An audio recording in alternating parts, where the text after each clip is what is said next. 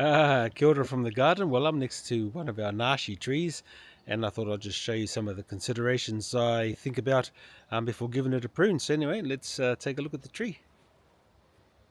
So the tree itself is probably 4 or 5 meters high. Now that's after I kind of reduce it every year. So I'll be chopping it off kind of up there a bit, taking at least a meter and a half off the top. So bringing that down, and because I don't want it growing into a much bigger than it is now. And then the easy ones I go for first are the branches that are just grown into the center of the tree. So you got ones like this here, they're just kind of growing back towards the center, so that's just going to create a whole just a big mess of branches in there. So you got even ones like this here, so you're just growing, it's already rubbing on this branch over here, so not only is it just going to grow into the center, but it's going to rub on this branch. And if that's left on there as it gets bigger and bigger, you're just going to be kind of grazing both sides of this branch. You don't really want that. See, so all these inwards growing branches, they're the easy pickings when it comes to pruning. You don't have to give zero thought about those. And even these ones here, like these water shoots that are just shooting straight up, those are the result of pruning.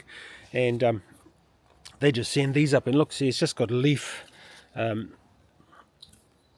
on here, leaf buds, no fruit buds. So those are all just leaf buds. So so ones like this here that are just going straight up, just cut those off there. Actually, let's cut that off now since I've got the secateurs.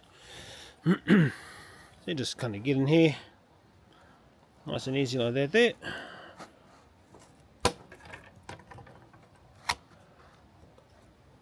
Easy peasy.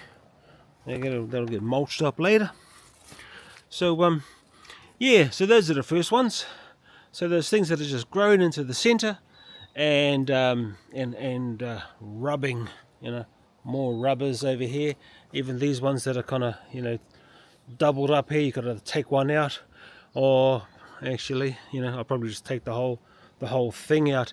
Now, the good thing about pruning is it does stimulate growth in the tree, so don't be too scared about giving it a good prune. This thing needs a good prune. So you got these here, just going straight up, even though they've got a lot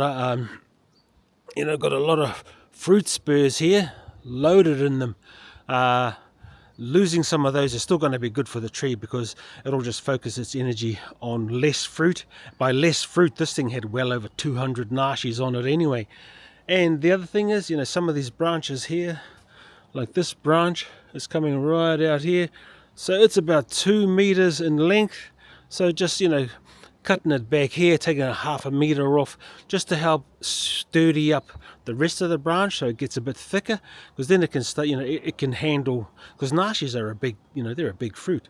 So these fruit spurs, and that's pretty good, because this is a nice thick chunky branch, but it's only going to get thicker. So, so these fruit spurs here are going to do well on over here, but then right out here, out towards the end, see we got some fruit spurs out here, that'll just kind of bend down like this, which it was.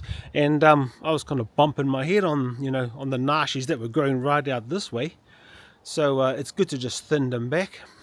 See again, more branches that are just growing into the center, because once this all flushes out with leaves, it's just too much leaves, because you want to allow more space for sunlight to get in and a bit of air movement, just to get into the center of the tree.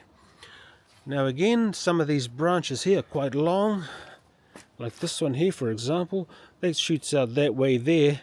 That's nearly 2 meters long, and it was loaded. You see all these fruit spurs here, right there. So this thing, it was like grapes, really. It was just Nashi. It was Nashi central along here, but this branch here, this was bent right down to the ground. So I'll be reducing this by probably about here by 50%. So that it again, so that this can just thicken up and can handle the weight. Now, I probably sort of thinned out the Nashis. I got a bit lazy on that, and I just let them all go to town.